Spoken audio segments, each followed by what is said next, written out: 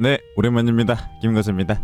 최근에 다른 분의 유튜브를 보고 되게 자극을 받아서 요상한 컨텐츠로 찾아왔습니다. 사실 도서 리뷰는 옛날부터 항상 하고 싶던 컨텐츠였는데 뭐 뻔하잖아 어떻게 될지. 그래서 요새는 뭐 어차피 장사도 안 하겠다 마음 편히 해보려고 합니다. 먼저 리뷰를 시작하기 이전에 해당 리뷰는 소정의 고려를 받고 작성했습니다. 뭐 광고는 아니고 리뷰를 쓰면 100원 준대서 급하게 쓰게 되었어요. 네, 정말 소정의 고려죠. 그래도 책 좀 읽었다는 이북 리더이고 또 한국인으로서 우리나라 말로 써진 노벨상 수상자의 작품을 안 읽어볼 수 없겠다 싶어서 한번 읽어봤습니다. 그럼 맨 북거상 받았을 때는 왜 안 읽었냐라는 나쁜 말은 삼가주시고, 그리고 저는 주로 인문 심리 쪽이나 이 과학 쪽 책을 선호해서 문학 작품은 아마 읽은 게 10개도 안 될 거예요. 그래서 리뷰가 약간 좀 부족할 수가 있어요. 네. 그래도 리뷰라는 건 수준이 어떤지 보다는 어떤 관점을 제시하느냐가 더 중요한 거 아니겠습니까? 그래서 실력껏 적당히 떠들어 보겠습니다. 귀엽게 봐달란 뜻. 일단 책의 줄거리를 간략하게 짚고 넘어가자면, 영애라는 여자가 모종의 사건을 계기로 정신이 나가게 되면서 겪게 되는 사건들을 다룬 이야기입니다.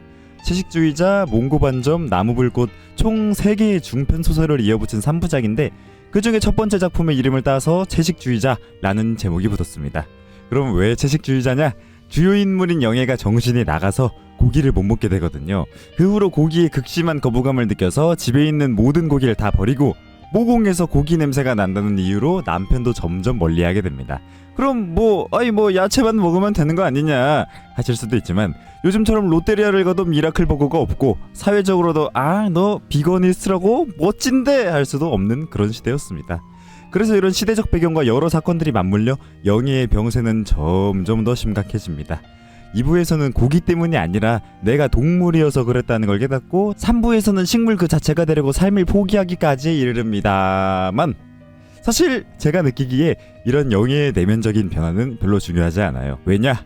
영애의 내면 묘사도 분명히 중요하지만 영애가 채식주의자로 각성하고 나서는 인물보다는 도구로서의 역할에 가까워지거든요. 영애는 아이처럼 순수한 욕망덩어리 그 자체가 돼서 이상행동을 보이고, 주변인들은 이런 영애의 순수함을 보면서 자신의 내면을 비춰봅니다. 마치 거울 같은 존재가 돼요. 거울이라는 도구는 그 자체가 어떻게 생겼느냐 보다는 어떤 피사체를 비추느냐가 관건이잖아요. 그래서 작품에서도 영애 본인보다는 영애를 통해 주변 사람들이 어떤 심경의 변화를 겪는지가 훨씬 중요하게 다뤄집니다.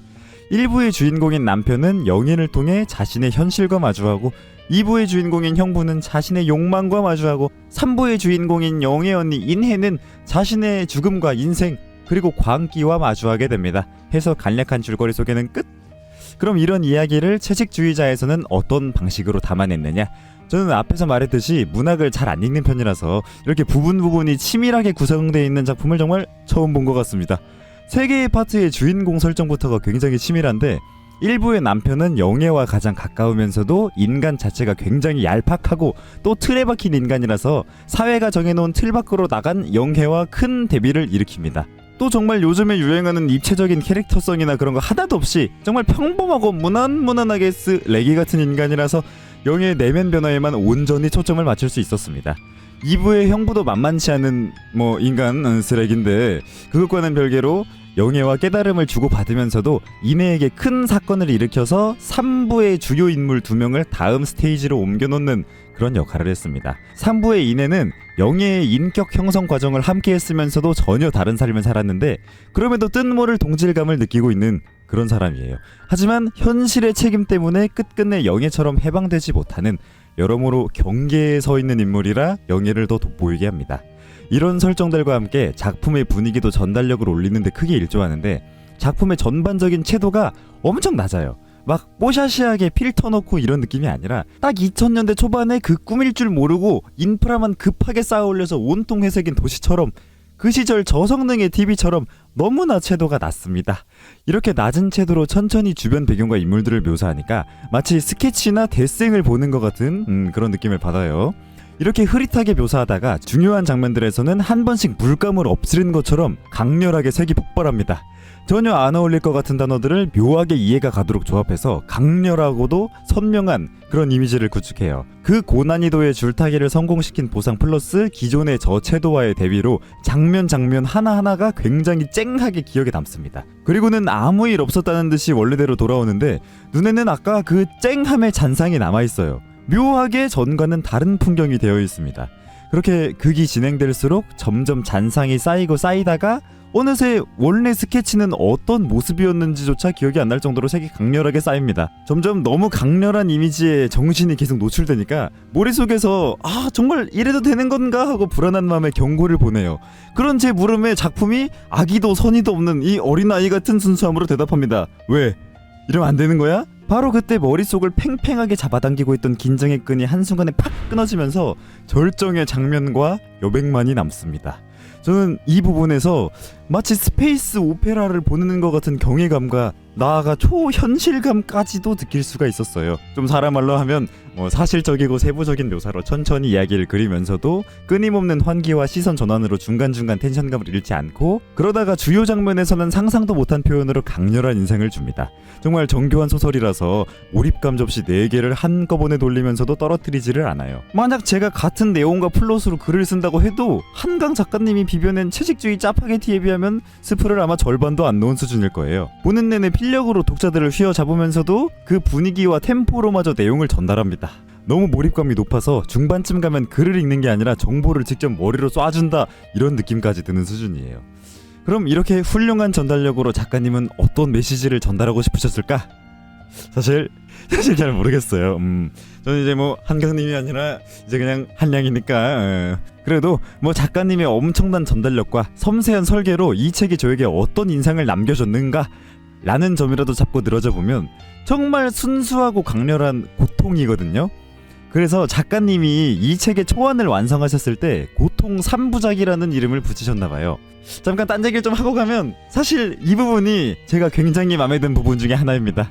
이제 어떻게 보면 한강 작가님이 내시는 작품들은 작가의 그림자에 가릴 수밖에 없게 됐잖아요. 이 같은 책을 냈다고 하더라도 육식 미어캣 작가 김거세와 한국인 최초 노벨 문학상 한국인 최초 노벨 문학상 수상자 한강의 화제의 신작, 이보다 더 파격적이고 숭한 이야기는 존재하지 않았다. 베르나르 베르베르 신 개미 등 작가. 네? 갑자기 인터뷰를 하라고요? 잠시만 바지 좀 입고요. 로이 파스테르 등등 육식 미어캣. 이런 식으로 작품에 뭐가 자꾸 붙으니까 작품을 작품 자체로 순수하게 바라볼 수가 없게 되잖아요. 그래서 작품이 무난한 테이스트였으면은 역시 노벨 프라이즈 수상자의 책은 다르네 박수하고, 이 책은 그냥 읽는 척만 하고 인사에 너무 힘들다 오도관 하면서 메시지보다 메신저에 집중하는 사람들이 많았을 거예요. 근데 이 책은 순수 문학보다 순수 고통에 좀 더 가까운 그런 책이거든요. 그래서 리뷰창에 채식주의 햄스터인 줄 알고 만드셨다가 이 고슴도치가 되신 분들이 민원을 하도 넣어가지고 정말 혼란스럽더라고요. 아마 F분들한테는 좀 보기 힘든 책이었을 수도 있겠다는 생각이 듭니다. 아무튼 제가 위에서 스토리를 요약할 때 영희 본인보다는 순수한 영희를 보고 주변인들이 비춰보는 자기 자신이 중요한 부분이라고 말을 했었잖아요. 뭔가 순수함에는 이 스스로를 돌아보게 만드는 그런 힘이 있는 건가. 이 책도 영희와 마찬가지로 독자들에게 순수한 고통을 줘서 메시지는 스스로 얻게 만들고 싶으셨던 건 아닐까 하고 생각을 해봤어요. 그러니까 삶은 고통이다. 그러니까 너는 뭐뭐 해야 한다. 삶은 고통이다. 하지만 너는 뭐뭐 해야 된다.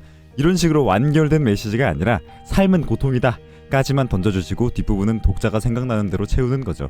그럼 제 경우는 이런 순수한 고통을 보면서 어떤 느낌을 받았느냐? 조금 이상하게 들릴 수도 있지만 저는 뭔가 위로를 받는 느낌이 들었습니다. 삶은 고통이야. 아무리 고상한 척 해봤자 네가 할 수 있는 일은 늙어 죽는 거밖에 없어. 웃기지 않니? 라는 싸늘한 조소가 이 아무것도 할 수 없다는 강력한 무력감이 오히려 어머니의 뱃속과 같은 그런 안정감을 낳고 있어요. 온갖 끔찍한 장면들을 지켜보면서도 다들 지옥에서 사는구나, 그럼에도 불구하고 사는구나 하고 위로를 받고 있는 제 모습을 인간 찬가라고 불러야 할지 낙관적 허무주의라고 불러야 할지 아니면 제가 그냥 정신이 나가버린 건지 모르겠지만 어쨌든 정말 끔찍하면서도 기분은 꽤 나쁘지 않은 그런 양가 감정이 느껴졌습니다. 같은 걸 봐도 저같이 헛소리하는 사람이 있어주는 게 또 독서의 묘미죠. 마지막으로 한 가지 헷갈리는 게 이 영애는 결국 죽은 걸까? 숲에 항의하듯이 바라봤다는 이내의 눈빛의 의미는 왜 나에게는 자리를 내어주지 않느냐에 대한 항의겠죠? 정황상 이게 맞는 것 같긴 한데 매번 죽으려는 사람을 살려내던 숲의 의미랑 항상 영애를 잡아서 이승에 가둬두던 이내의 구도 때문에 약간의 혼동이가 있네요. 네, 갑자기 팔자에도 없는 리뷰를 써보겠답시고 남의 리뷰나 해석 같은 걸 안 봐버려서 정확하게는 모르겠는데 빨리 마무리 짓고 저도 다른 분 리뷰를 좀 보러 가도록 하겠습니다. 총평하자면 채식주의자는 저에게 뭔가 나도 이제 갈피를 잡았나? 싶었던 많은 걸 흔들어 놓는 작품이었습니다. 작품에서 이내가 느꼈던 내 것이 아닌 내 인생 같은 느낌을 세게 받았다고 볼 수 있겠어요. 이상 채식주의자 리뷰였습니다. 최종 평점은 8.0. 수고요.